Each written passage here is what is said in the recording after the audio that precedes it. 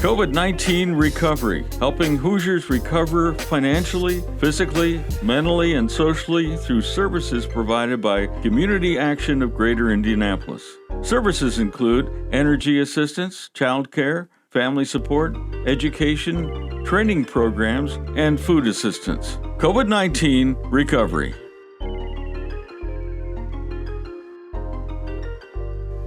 Hello, everybody, and welcome to COVID-19 Recovery. I'm Kelly Vaughn, and we want to welcome you to the show today. And also joining me is Al Bracken. Good morning, Kelly, and our guest who will be named a little later. Okay, and we've got a very special show for you today. In fact, we're focusing on senior citizens in the community and something very special that they can get involved in because we need them. We need their input and their wisdom. And in fact, this program is a part of Community Action of Greater Indianapolis, right, Al? It sure is. And we are very fortunate to have our program director for the foster grandparent program on today. And I'll remind everybody that part of the sponsorship for this show from Community Action is our Community Pandemic Wellness Initiative. And before now, back in almost a year ago, we were focused on just, getting people to get their shots and staying well and being well. And now starting in 2022, we're starting to look at a more holistic approach to wellness. But as we tape today, we are seeing still variants that are popping up, and we still have to remain very vigilant and safe in everything we do day to day. So with that, again, we're lucky to have Shelida Purnell as our guest. She is the Executive Director of the Foster Grandparents Program, as a major part of what CAGI does. So Shelida, welcome, and tell us a little bit about yourself first, because you have a very rich background that you bring to the Foster Grandparent Program. So tell us about yourself, and then let's talk a little bit about the Foster Grandparent Program. Well, thank you, Al. Good evening to you both, Kelly and Al. Thank you so very much for having me on your program. I've been around Community Action as a part of the Foster Grandparent Program for the last 14 years. During my tenure there, we have been exposed to so many different things in the community with children needing help with reading and writing and math. And this is what our program do. I've had the opportunity to go to different schools, daycares, shelters, and hear their stories of things that our children and our community lack. So we send those seniors there to help those daycares, those IPS schools, those shelters, all those places. We send those grandparents there to help them with the needs of those children. Okay. Shelida, you mentioned about the grandparents and that recognizing what these children lack. What have you heard over the years that the children lack? What do they need? I think, first, my personal opinion, I really think that a lot of our children are latchkey children, that a lot of the barriers in the home is carried over into the schools. So they're being very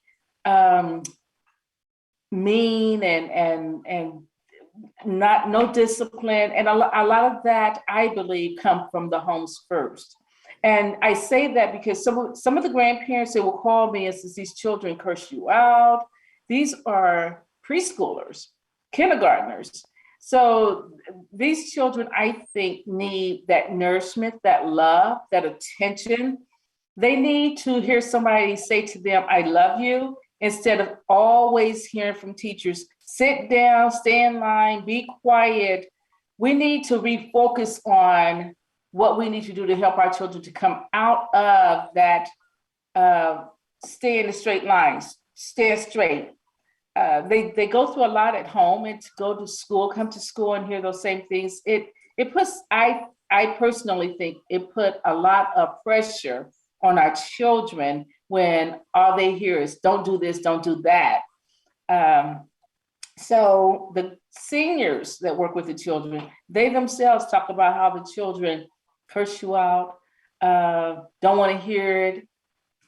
I'm going to tell my mom, I'm going to tell my dad. So with the village that we have, if these parents will allow the schools and the seniors to help these children, I think we will have a better culture of children coming up. Excellent. Yeah. Can you tell us a little bit about the requirements for the seniors? So if somebody wants to be a foster grandparent, what does that look like? Is there criminal history? Is that an issue? One felony versus two? I mean, what is the background that you're looking for if somebody wants to be a foster grandparent? Number one, Al, is that they must have a love for children. So once we start right there and they have a love for children, then we go into the process of them doing a background check. We will take just about anybody as a foster grandparent, as long as there's no sexual conduct or murder, they could become a foster grandparent. No abuse to children or any type of an environment where there's any type of abuse. We cannot take anyone like that because, as you know, we are working with children. So with that, we have to be careful that we protect our babies. So if someone is wanting to become a foster grandparent, you have to have a love for children. Okay. So is there any age? I'm sorry, what is the age? Because, where do you consider the grandparent age starting? Because that could be 34 these days. Right. Right. Okay, so we are funded. The foster grandparent program is funded through AmeriCorps. They're our major funder. And AmeriCorps consider a senior to be 55 years of age or older. So if you're 55 and you meet that criteria and you fall within a certain income guideline, so that income guideline is 200% of poverty, which one person in the household could make up to $24,000 and they could be qualified to be a grandparent. So anytime, anybody over the age of 55, and our oldest grandparents, we have 3 now, we just lost one. We have 3 now that's 92 years old. Wow. Yeah, so they're that old. We have them up into 92 years of age. Well, I'd like to have them as a mentor. I'm sure they teach me something in my old age. Oh, yes. So much wisdom comes with it. Yes. Mm-hmm.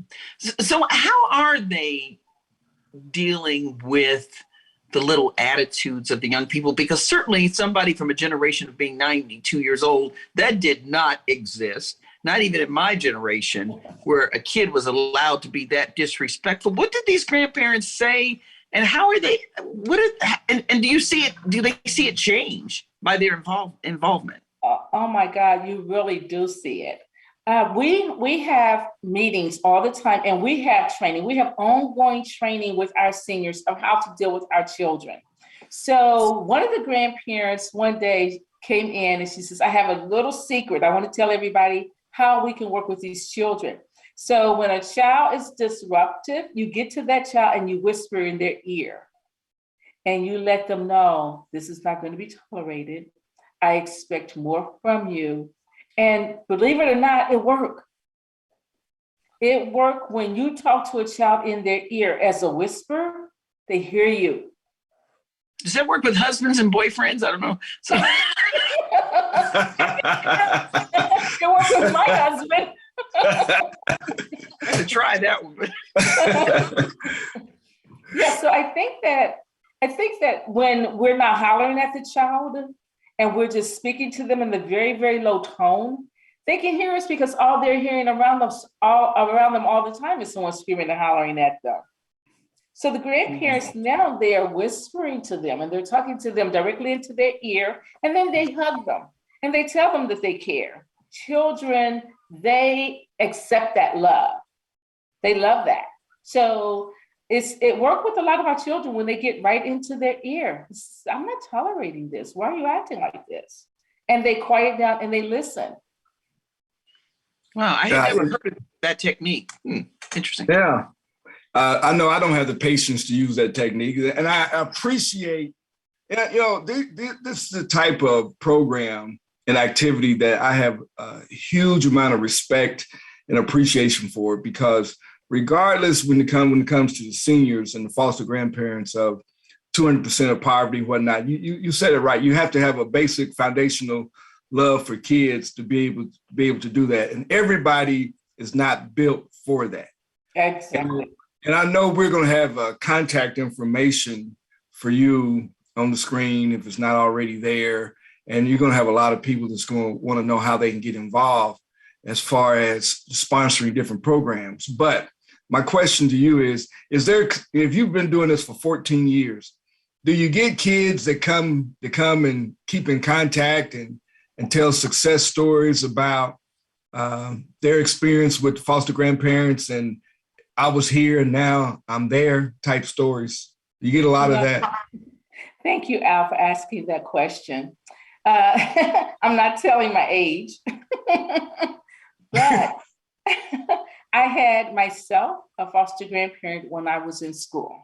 Whoa. Our program has been around for 52 years. A little secret in the community. People were not really aware of and knew about the foster grandparent program. So when I became part of it and was called to be the director of the program, I was just so excited because I remembered that program. And so as you speak of children that now come back, yes, we do have children that come back and say, that's the reader. She read to me. Or that's grandma. See the children years later, they'll see one of the grandparents in the store or something, and the grandparents, they come back and they share that information with us that they have some of the children that now go to their schools. I had a grandparent, bless her soul, she's passed and gone on, but she was at one of our daycares down on the west side, right there off of Indiana Avenue. And she became so entangled in the family culture of one of the children, and the child was really being abused. She fought for custody and got custody of that child. And wow. Yes. Well, that's an amazing. Yes, I lost contact after she graduated from high school, but I know she went on to college because the grandparent did pass. But I know that child went on to college. So a lot of the grandparents get that involved with some of the children. Okay, we'll talk a little bit more about those stories. That's really fascinating. We need to take a break. When we come back, we'll talk more about the Foster Grandparents Program under Community Action of Greater Indianapolis after this.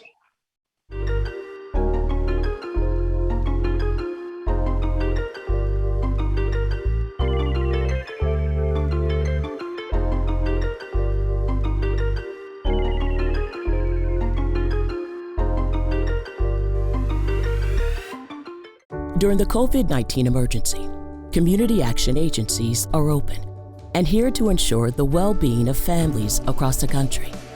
For over 50 years, we've been delivering life-changing services, solutions, and stability. Contact your local community action agency serving Boone, Hamilton, Hendricks, and Marion counties for help during the COVID-19 emergency. We can assist with masks, hand sanitizers, food, shelter, transportation, and more. Apply today.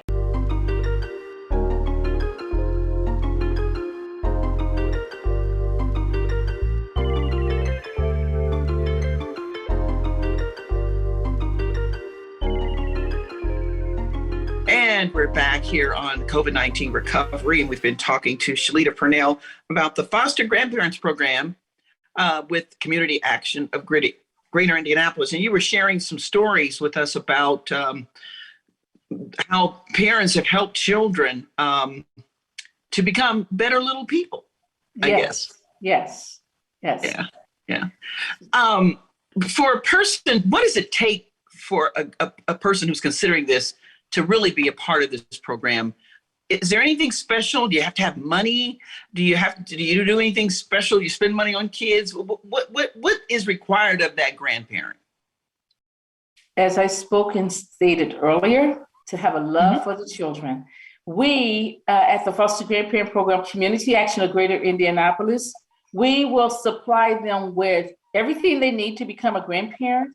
And not only that, we make sure that they have no expenses that come out of their pocket, and we pay them a stipend. So anyone that become a foster grandparent program that fall within that income guideline, they receive $3 an hour as a stipend.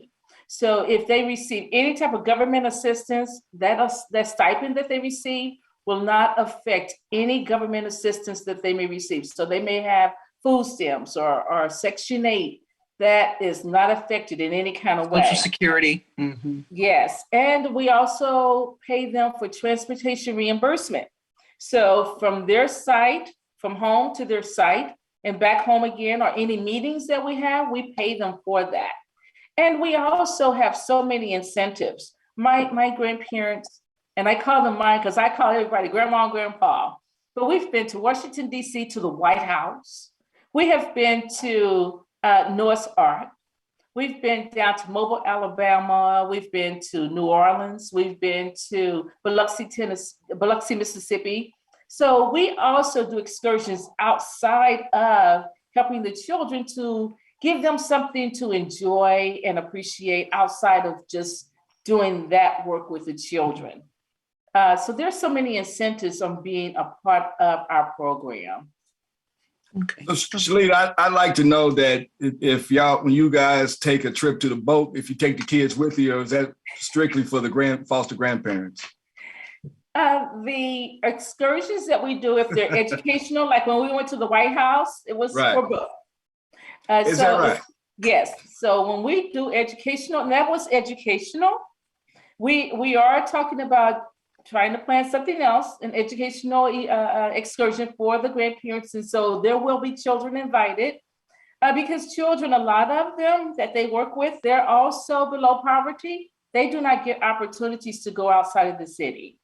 So we do have scholarships for those children to be able to travel with us as well. When you do the scholarships, and that's kind of, where I was getting at part of this, you need additional sponsors. I'm going to take it.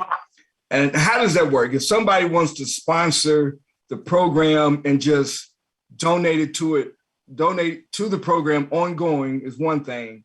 But if a group wanted to donate to specific activities, how does that work? No, and I have, I don't want to put them out there like that, but I do have one particular giant in the city that is very supportive of the foster grandparent program. And I must say also the Pacers, the Indiana Pacers, very, very supportive of the foster grandparent program. And I'm sure that they wouldn't mind, but the other person he's a private individual. So I will not put him out there like that. But what we do is we write letters to them and let them know this is what we're getting ready to do. And so will you please sponsor a child to do this? And they do it. Like with the Pacers, we had a program at one time where we had all the families to be involved in their children's lives and have the family members to come to so many PTO meetings. They had to volunteer. And at the end of the semester, the Pacers gave them 5 tickets to the Pacer game, and also the family of 5, $100 for them to spend at the Pacer game. So we do an ask, and once we do the ask, in many cases we do get it back from those organizations that we asked that of. Okay. Now I have a question, because we've been saying how the grandparents work with the children, but how does that really work? Are they going into the schools, or do they spend time on the weekend? And if I were to volunteer, be a part of that, what does that really mean in terms of that interaction? What does it look like? Okay, so during the time of COVID, our president of our agency, Terrence White, he provided a room for children to be able to come to the agency and be tutored right there. A lot of them did not know how to get on their Chromebooks, did not know how to access their homework and all that. So we had the grandparents trained. So they were able to come into the office and help those children that needed help from the office. They would come and they would be there all day long with our grandparents. Outside of that, our grandparents actually go into the schools, the daycares, the shelters, and help the children from there. Right now, we have 3 schools that have opened up their doors for the grandparents to come back. And we're still working with the others, and I'm sure that in the fall, we'll be totally open again for all the grandparents to go back into the schools. But we have 11 daycares right now where the grandparents are actually physically going there and sitting with the children, helping them one-on-one. So we have the Day Spring Shelter. We have grandparents there. They've opened their doors for the grandparents to come back there. So, and we have a memorandum of understanding with the Boys and Girls Club, Edna Martin Center, and I'm sure that Al will talk about that in a few minutes with Edna Martin. But we have memorandum of understanding with anywhere that there's a child present. We try to go there and help those children. Yeah, thanks for the lead in on that, Shelida. We need to, before our time runs away with Shelida with all this great information and it being so educational, we need to talk about the Senior Expo that's coming up. Yes. Can you tell us, it's coming up on April the 23rd from yes. 10 to 2 at Edna Martin. And can you tell us all about it and how folks can get involved and exactly what's going on? Okay, thank you so much, Al, for that. On the 23rd of April, Community Action of Greater Indianapolis, along with our partners, which would be the Al's organization, CFPI? CPWI. CPWI. Okay, I'm sorry, please forgive me. No problem, no problem. But we're part of the CAGI family. It's all part of the CAGI yes. family. So. Yes. Yeah. So it's a partnership with Edna Martin Center as well. The Hope team with Kim Boyd is going to be the AmeriCorps Seniors, who is our major sponsor and funder. We're going to actually have a health fair where seniors who have not been able to have access to the care during the time of COVID can come in and get basic health care. So we're talking about if they need cholesterol, we're doing mammograms with St. Vincent. We have Shalom Health Care, who's going to be doing COVID shots, COVID testing. We're going to have a food demonstration. Al is going to be there with his little team, and they're going to be talking about the health needs and health care that they have. So there's going to be all kinds of vendors. We're going to have funeral homes there. There's going to be talking about pre-planning. We're going to have the library there. Any organization that has anything to do with seniors, we're going to try to have them there. It's over 25, 30 vendors that are going to be there talking to seniors about services that they could get in the community close. We're going to have giveaways. We're going to give away gift cards. We're going to give away gas cards. We're going to have a smoothie demonstration where they can drink smoothies, healthy smoothies. So, Al, you want to help me there? Yeah. I mean, thank you. This is an extremely, extremely important health fair. It's much more than a health fair. Like I said before, Community Action has been doing this pandemic wellness initiative a little over a year, and we've been doing health fairs, organizing them all over the place. We're just going to be participating in this one with a lot of our partners with St. Vincent Shalom and several other partners. Now, one of the things that I will say and why this health fair is so important is that one of the data points that we have found in the last year that we have a lot of seniors who are not going to the doctor. And the pandemic really affected not only our seniors, but the brown and Black populations just because of not going to the doctor. So one of the things that we're going to do with this health fair is we're transporting from all over the city And if anybody needs transportation, especially the larger senior apartments, please reach out to Ms. Purnell, Shelida, and she will pass that along to our staff.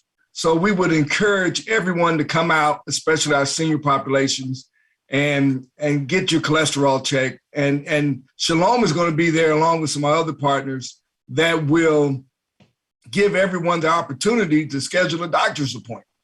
Okay. So it's a fantastic opportunity, Kelly. Okay. And then we've got the information on the screen for everybody to find out more about the health fair and about the foster grandparent program in general. We appreciate you coming on. My brain just went. Shelida Purnell, thanks so much for joining us here on COVID-19 recovery. Thank you. Thank you for having me. Thanks, and I just want to let for your you know dedication. that we are reaching out also to the homeless population, because we have a lot of homeless people out there who are not getting the COVID shots. So we are walking the streets and passing out flyers also to our homeless population to be there on that day. Okay. All right. Thank you so much for enlightening us. Thank you. Thanks for all that you do, Shelida. We really appreciate it. Well, thank you, Alan. Same here. Okay. right. And thank you for Kelly. joining us, folks. This is COVID-19 Recovery. I'm Kelly Vaughn. We'll see you next time. Bye-bye. During the COVID-19 emergency, community action agencies are open and here to ensure the well-being of families across the country. For over 50 years, we've been delivering life-changing services, solutions, and stability. Serving Boone, Hamilton, Hendricks, and Marion counties, be sure to visit our website to learn about employment and education opportunities, food, housing, transportation assistance, and more. Apply today by calling 317-396-1800. Hundreds of thousands of veterans have taken off their uniforms and put them away, carefully packed and safely stowed. But for some veterans, the uniform isn't so easily removed.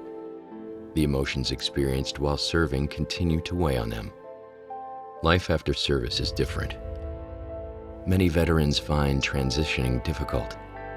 Some feel overwhelmed and lost. But that uncertainty doesn't take away from their strength and courage, nor does it take away from the sense of duty veterans carry with them. The power of one person, one connection, one act of compassion can make a difference in the life of a veteran going through a difficult time. For free 24/7 confidential support, call the Veterans Crisis Line or visit veteranscrisisline.net. COVID-19 has changed how we spend weekends with the girls. Now it's time to take the first step that lets us get back to brunching instead of late-night munching. Before we can safely come together, we need the facts. As COVID-19 vaccines become available, you may have questions. Should I get it? Is it safe? Should I wait? It's okay to have questions. Now get the facts at getvaccineanswers.org so you can make an informed decision when vaccines are available to you.